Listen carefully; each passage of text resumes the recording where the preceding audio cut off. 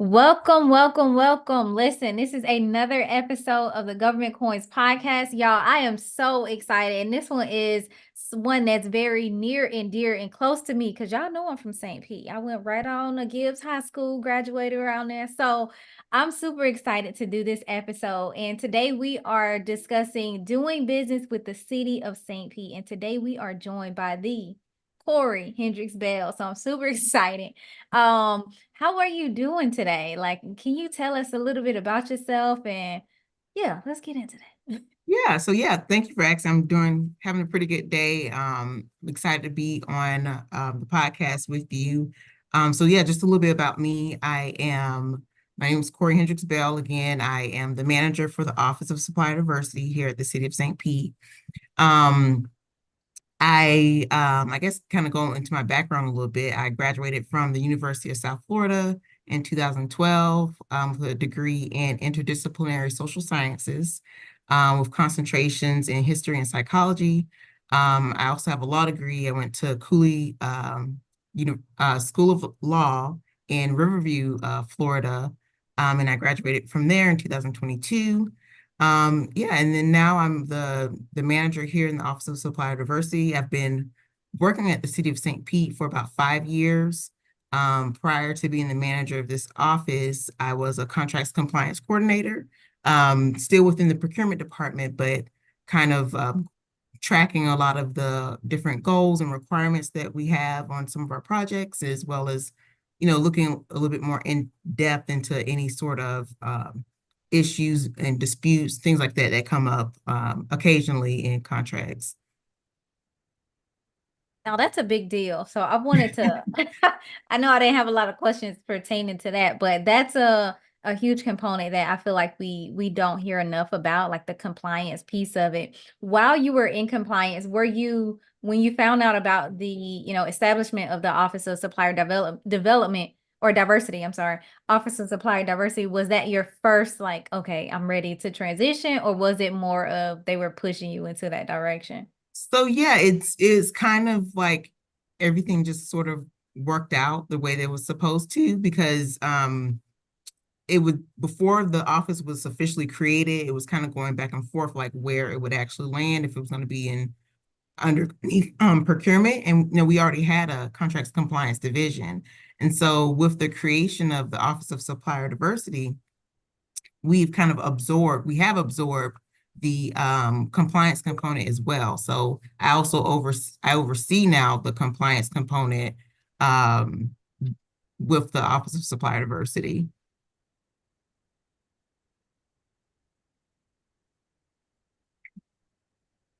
I think you're on mute, or am I on mute?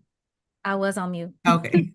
I was saying, so it's all a combination of just one thing, continuing to manage the compliance and the supplier diversity piece. Okay. So just as a general understanding of your role in the Office of Supplier Diversity as manager, what does that entail? Yeah, so again, I guess I'll start kind of with the compliance function, going a little bit more into that. So I oversee compliance, and so with compliance, they have to track all of our major construction projects as well as our service projects contracts. So any contract that has any sort of city ordinance that will apply to it. So looking at the requirements of the contract, the terms and conditions, basically. Okay. Things like we have ordinances that have to do with not just our small business enterprise programs and our MWBE program, but we also have a responsible wage requirement, and that has to do with making sure there's fair wages paid basically to the employees on these large construction projects. We have another example will be our apprentice ordinance, and that's a requirement that really has to deal with kind of like workforce development, ensuring that there's kind of like a pathway, a progression pathway, pretty much on the, keeping people accountable, that they're offering opportunity for growth within their organizations. And so that's kind of like the goal for that apprenticeship requirement. Don't get so tied up, I guess, on the word apprenticeship. We've kind of broadened it a little bit. So it's not just people who are in a traditional apprenticeship programs, but But if you have a company and you offer any sort of like on-the-job training, you offer some sort of company-sponsored training program that's going to better your employees, you would meet that requirement. So that's kind of what we're looking for and on those aspects. And so, yeah, so the compliance function oversees that. They also oversee, like I said before, any sort of disputes that come up, mitigating any sort of risks outside of like insurance, because we have a risk management department that does that, but contractual risks, they look at those areas. And so when there's an issue that or a dispute or a complaint that comes up, you'd want to kind of get with our office, especially if you're a small business and you're having issues maybe on the project, or you don't understand something that's going on, you want questions answered. We can kind of be that liaison for you. So you can come to our office, reach out to the compliance coordinator on that particular project, and they should be able to assist you either getting in contact with the right person or being kind of a bridge to helping you understand a little bit better why certain things are going a certain way, or, helping you resolve any sort of issue you may be having. So that's kind of a newer component that we're adding in, but I think it's definitely needed.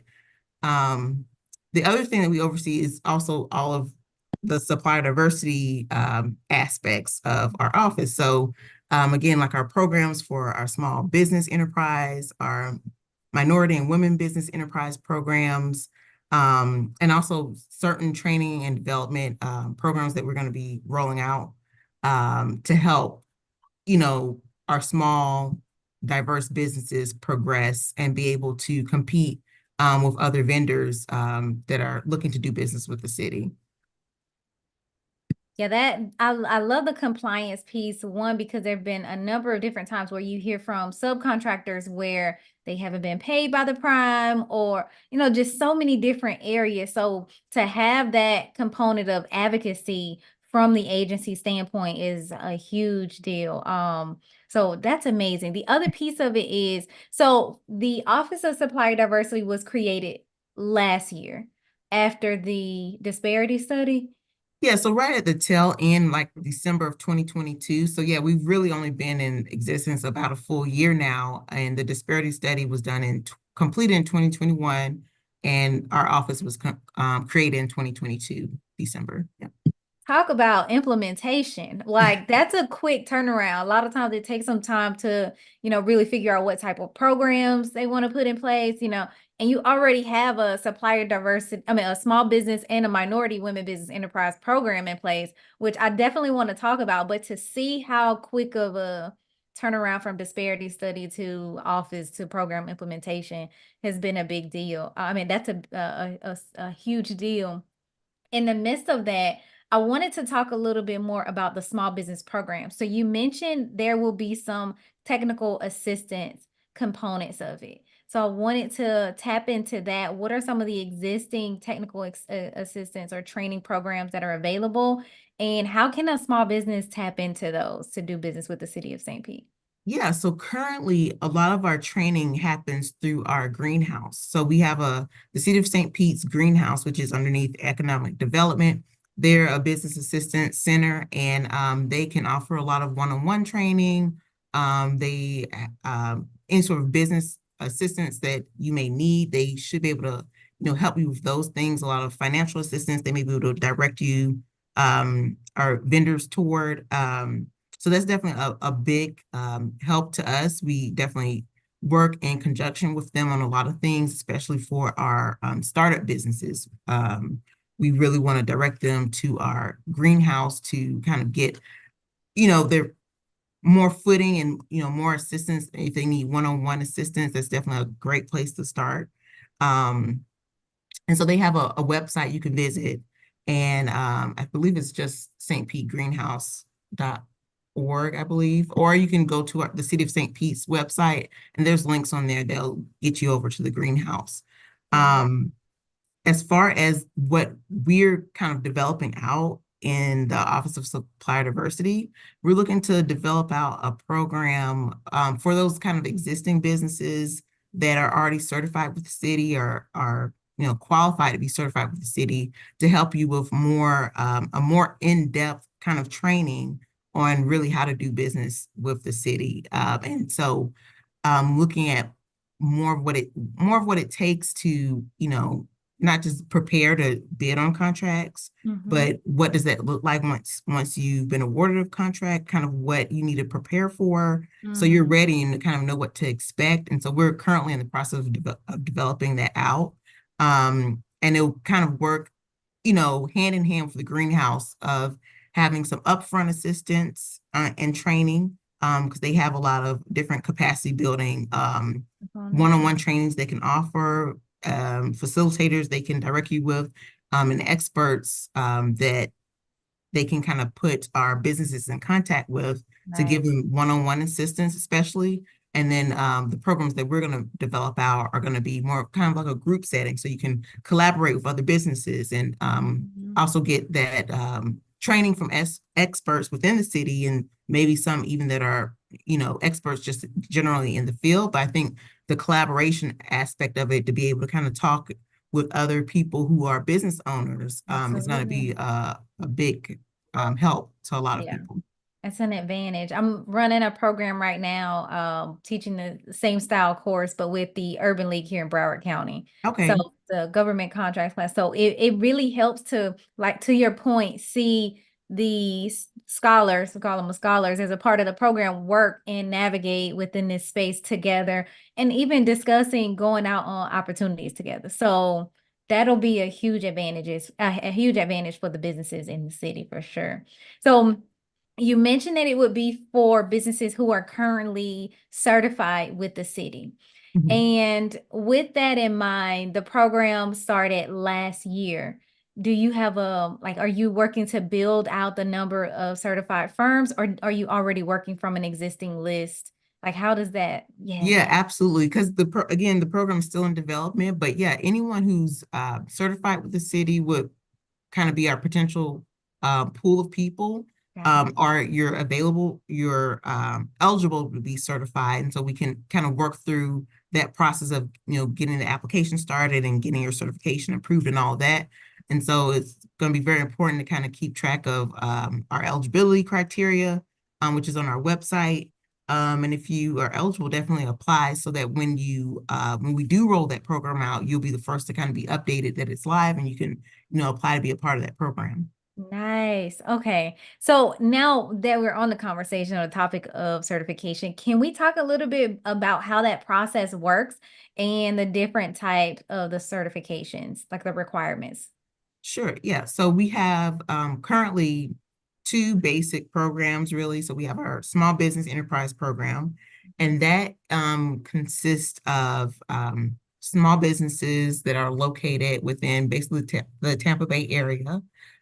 We have a different thresholds for different types of businesses. So if it's a service, goods or service, then the threshold would be $5 million as far as the annual income, and that's averaged over a 3-year period. And then if it's a construction business, if you're in the construction industry, it'll be $8 million. Again, that's average over a 3-year period. And so, yeah, so we, that's really kind of the basic eligibility criteria. That's kind of the main factor there, as well as kind of where you're located. So some of the counties, so it's a 5-county range. So some of the areas are Pasco County, Hillsborough County, Pinellas, Manatee, generally most of the surrounding counties in our area. We have our certification criteria on our website. We have a checklist that you can use to kind of make sure you have all of your the needed items up front before you do your start working on your application, right? So that's not a helpful tool, just to go on our website, look for the Office of Supplier Diversity, and then we have 2 breakdowns between our SBE program and our MWBE program. So you click on the program that you're looking for, and underneath each of those, there's a checklist as well as the eligibility criteria that you can print out and be able to ensure that you're ready to apply, and gathering all those necessary documents to kind of help your application move along a little bit quicker. And then for our new MWBE program, it was just approved, officially implemented. So it was approved in October of 2023, October 5th, and then we had a 90-day window for implementation to kind of get our application up and running. And so we officially started taking applications for that program January 5th of this year. And so it's still very, very fresh. We are receiving a lot of applications in, but that one has to deal with, of course, our minority community and the demographics that were identified from our disparity study, and as well as women. So when it speaks toward women, it's talking about Caucasian women. And again, with both of those, it has to be 51% owned by a minority or a woman who lives in Pinellas County. So it's limited to Pinellas County.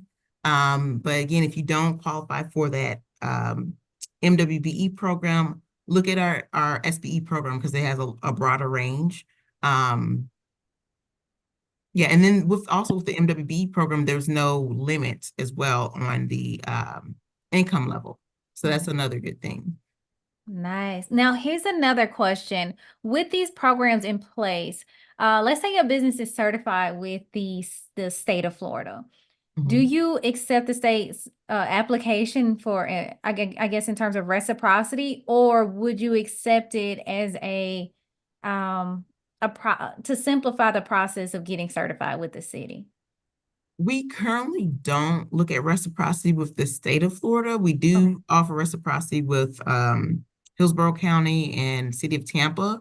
But that's something we are actively looking at. How can we expand our reciprocity efforts? So that is like an ongoing conversation that we're actually looking at now. So definitely kind of keep your eye out with the City of St. Pete's Office of Supplier Diversity. We have a way that you can sign up for updates. And so that will be a good place to start, because anytime we make any changes like that, if we add any sort of new agencies that we're going to offer reciprocity through to, or any other updates, that will be one of the first places that we will update. So you definitely want to do that. So if we do start offering that reciprocity for another agency, that you'd be one of the first people to know about it. Got it. So on the website, there's actually a section where you can join the newsletter at the bottom. I'm going to drop that link in the chat. If you're on the YouTube, it'll be in the chat. You can actually go ahead. Actually, I already dropped a few different links on there, but you can go to that and scroll all the way down and just join the newsletter for the Office of Supplier Diversity and any of the others as well. Also would recommend economic development, because you never know what'll come out of that with the connection with Greenhouse. So I'm dropping this link in here. Just scroll down to the bottom to check that one out.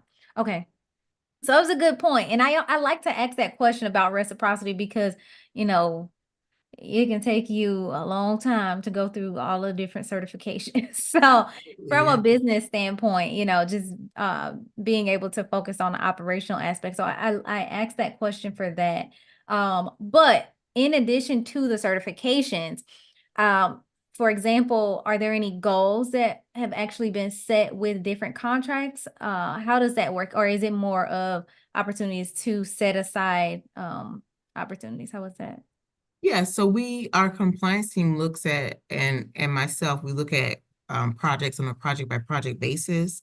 So as projects our solicitations, opportunities become available, before they are posted live to the public, we will review those opportunities to see if there's any way to set a goal, if we have the availability in that area that's being procured, or if we also have the availability to shelter that project. So we will either set a goal on the project, depending on how many certified vendors we have in the area, or we could possibly shelter that project so that only small businesses will be able to compete for that opportunity. Very nice. Definitely nice. I love it, love it, love it. And in terms of events, so are there any events that will be coming up for small businesses to participate and just introduce themselves to the city of St. Pete, and just understanding a little bit more about how to get started? Do you have anything coming up with that? Sure. Yeah. So we will have a construction trade show that we're currently planning in May. So again, sign up for the updates for that so that when we do have an official date, we can push that information out to you. And there is also going to be an opportunity that I just was made aware of today, but we will be there. Let me get the date for you. Okay. It's the City Hall on tour. And let me make sure I have the right date. Just remembered this. Okay, so our mayor normally does, last year he was doing a City Hall on tour event where he would rotate locations, and it's a good opportunity to kind of come out and meet different departments, as well as the mayor. But we are going to be at that event, and that's going to be Wednesday, March 20th at Pinellas Technical College, which is on 34th Street South. And you can find more information about that on the city website as well. If you just search for City Hall on Tour, you can get all the details about that upcoming event. But that's going to be another great opportunity because, again, like I said, we'll be there. You can come speak to us as well as some other city departments, Nice. live and in person. That's coming up next week. Oh, perfect. I'm going to go ahead and drop this link in here. So it seems like it'll be at P-Tech that first week. The next tour stop is at my old stomping grounds, Gibb House. So that's exciting. All right. I'm dropping these links in here. And that's a big deal. I think that's one piece of the puzzle, getting in front of those departments. A lot of times we run to procurement, and that shouldn't be our first stop. We need to go to the departments who need our services. So I love that. That's an easy way to kind of get in and shake a few hands, kiss a few babies. Yeah. Okay. And then the next one I wanted to ask about is actually getting into the procurement space. So we always talk about running to procurement. Let's talk a little bit about the city's budget and the number of departments that make up the city. Yeah, so last year, this current fiscal year, the budget was approved at $835 million. And there's about 40, I want to say about 40 departments within the city, and each of those departments could have various different divisions underneath them. So there's definitely a lot of moving parts. How many departments did you say? There's about 40 different departments. Wow. Mm-hmm. Okay. Sorry, I just make sure I take that note. So 40 different departments. That's 40 different clients with options of divisions to work with. Yeah, yeah. And some departments definitely have different divisions underneath them that, have their own expertise within the city. Okay, nice. That's a big deal. That's a lot of opportunity. Oh no. Now, when we talk about procurement thresholds, we understand that there are a number of different ways to kind of get started. And for a small business who's, it's their very first time and they want to enter in to possibly get some micro contracts, those P cards or, small purchase orders. What are those procurement thresholds for businesses to really navigate through with the city of St. Pete? Sure, yeah. So for our P cards, anything under $10,000 can qualify for a P card purchase. And then anything $10,000 up to $24,999, we would take 3 quotes on. And then if it's $25,000 to $99,999, we would do 5 quotes. Okay. And then anything over $100,000 is a formal solicitation. Okay, so 25,000 to 75,000 is 5 quotes? 99 to 99. Okay. Yeah. That's nice. That's really nice. That is very flexible. I have to say, like some of the P card purchases are like $2,500. Oh, wow. Yeah. Like in different cities and different areas. So that gives you a lot of wiggle room and a lot of, space to kind of get in. Okay, that's a big deal. Anything over 100,000 is a full and open solicitation. Okay. And are those the ones that you typically add the goals to, or do you also add them to the 5 and the 3 quotes as well? So for our MWBE program, anything over $10,000, we could possibly add a goal to. For our SBEs, it's anything over 50,000, we could possibly add a goal to, depending on availability, Got it. or even shelter that particular opportunity as well. Nice. Oh man. Okay. That's perfect. Next one is small business opportunities in the city. Can you give us an example of some of the things that the city purchases? And yeah, just an example of some of the things that the city of St. Pete purchases. Yeah, there's definitely a wide range of items that we purchase here at the city. I actually have a list. Let me Oh, see. nice. Of things, and I think this is on our website as well. But Oh, if you go on our website under the procurement page, we okay. list all the major items that we usually procure in. But it's anything from chemicals, construction services, fuel, water and sewer supplies. Some other ones that may not be listed are, especially if you're looking for like P card purchases, Mm-hmm. things like catering, things like I know like at certain occasions, we have vehicles that need to be washed. So, people who have detailing services, you would probably want to, come and get certified because that's also another opportunity. Promotional items, safety items. Nice. There's a lot of different ways that, you can kind of try to do business with the city. And I think sometimes you may have to be creative too, kind of looking at that list of the areas that we currently do business in. And if you see an area of opportunity, definitely reach out to us. We can maybe get you in front of the right person, because sometimes there's a need that we don't even know that we need, so you Oh. could be the answer to that problem that we have. Oh, I love that one. That need that you don't know. So that I guess is kind of bringing up a different question. Would they come to you with the idea of just getting in front of the right people, or would that be more of a unsolicited proposal? What would you say?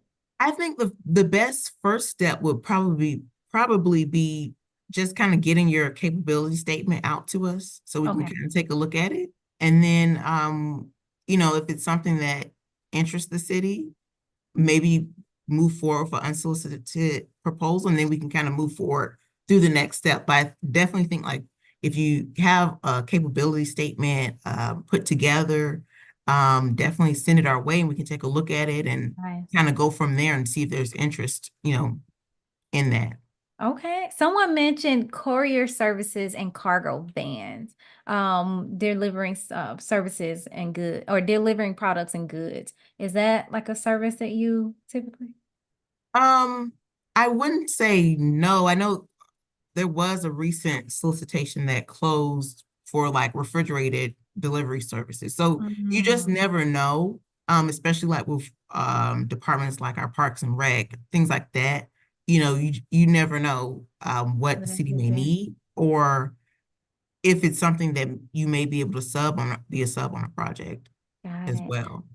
I'm happy you brought up Parks and Rec. I haven't brought this up on any other podcast, but I know with Parks and Recs, typically when there are events, and let's say you own a food truck, Mhm. how does that process work? Do you typically have to pay to be a vendor, or like what does that typically work like? And do you need to be certified to do that?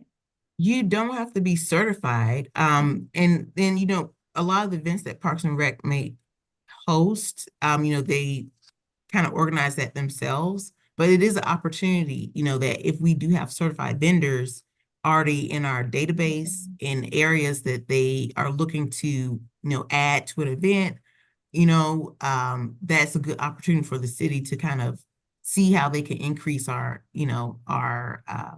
spend with our diverse and small business community. Awesome. So it's not necessarily a situation where procurement may be involved in those types of events, but all of our departments definitely, utilize our database to kind of see where there may be opportunities to use local and small businesses Right. when they're hosting events like that. Got it. Okay. And then someone actually asked, where would they send the capability statement to? Which kind of ties into our next one. How can small businesses reach out or to the Office of Small Business? How can they connect with you? So, Yeah, so you can either send it directly to me, or to we have a department email address as well, which is on our website, which is osd@stpete.org. You can send it there and it'll still get to me, to review anyway. Or again, you can email it to me. It's just my first name dot last name at stpete.org. Got it. Okay, so Kourey.Hendryx-Bell as well.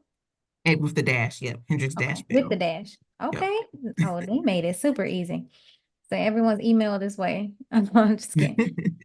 Okay, and that one's at stpete.org as well. Correct. Yep. Okay, nice. All right. All right, we just dropped that in the chat. Is there any parting wisdom you would like to leave for the small businesses who are listening, who are in the city of St. Pete or the surrounding counties, and are looking to do business with the city? The first thing I would say is, one, make sure you get registered, make sure you get put in an application, get certified as a small business. The second thing I would say is just kind of stressing signing up to receive more updates from us. That's really important because we send out not just opportunities that we have coming up, but also if we get some of our, surrounding areas, other agencies or other businesses, large companies, if they have opportunities, we'll push those out through our updates as well. Got it. And the last thing I'll say is be sure that you are subscribed to us on OpenGov. The city just moved over to using OpenGov back in October. So make sure you go in, get registered, and subscribe to the City of St. Pete, because that's where all of our solicitations go through. And so the last little tip I'll kind of add on to that is that when you are subscribed to OpenGov, even as a small business, a tip that is very helpful with OpenGov now is that, even if a solicitation may not be something that you can bid on or participate in as a prime contractor, but maybe that you have services that will be perfect for this contract as a subcontractor, be sure to follow that solicitation. The projects and the solicitations in OpenGov allow you to see who else is bidding on that project, who else is following that project. And so a lot of those are going to be the same people who, one of those people will probably be awarded the contract more than likely. And so that's a good way to kind of network with them right up front, because all their information will be listed there. So you can reach out to them, let them know your services, they Nice. you've reviewed the contract and these are the areas that you can kind of assist them in, take some of that work off of them, because they're going to be looking for small businesses that are certified with the city. So if you reach out to them, that's one less step that they'll have to take. Last thing I just thought about too with that is, if you do see projects in our solicitations in OpenGov that have a pre-bid meeting schedule, come to the pre-bid meeting. Even if you're, again, not going to be bidding on that project, come to the pre-bid meeting, because the prime contractors are going to be there. That's a great opportunity, again, to introduce yourself, let them know, what services you are able to offer based on this particular project. And again, get right in front of the people who need subcontractors to fulfill the project. So they'll be kind of like my little tidbits of wisdom. Oh, you did that. Let me tell you, you did that. And I love the transition to OpenGov. I've always said, like, I'm such a fan of platforms that make life simple for both the agencies and the small business side of it. And I feel like they did a great job at capturing the needs of both parties. So definitely, when I got that email, I already had an account, but I immediately subscribed to the City of St. Pete. So loved it. That's it. I just want to say thank you so much for joining the podcast. And I know, as new opportunities and events come out or things come up, I'll definitely be reaching back to have you on the podcast again and just staying up to date on what's going on with the city of St. Pete. So I'm excited about this. Everyone who's tuning in on the YouTube, don't forget to hit that like button. Make sure you share this podcast episode with businesses, like we said, in the city of St. Pete, as well as those surrounding counties, and that's a big deal, those 5 counties as well. Until next time, I will see y'all next week. Next week we have another episode, and then we're going to take a break for this season. But until then, I'll talk to y'all soon. All right, peace. Okay.